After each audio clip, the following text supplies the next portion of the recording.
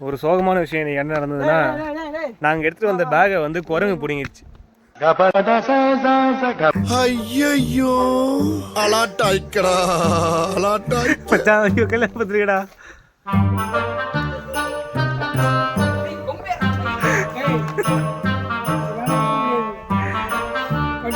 நீ போய் இடம் பார்ப்போம்.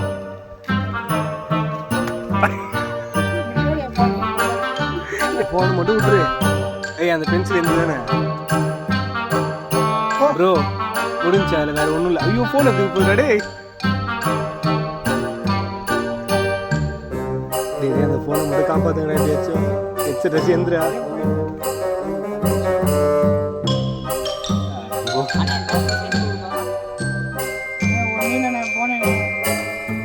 அண்ணா நானே இன்ஜினியரிங் படிக்கிறேன். நான் ஒன்றும் இல்லைண்ணா.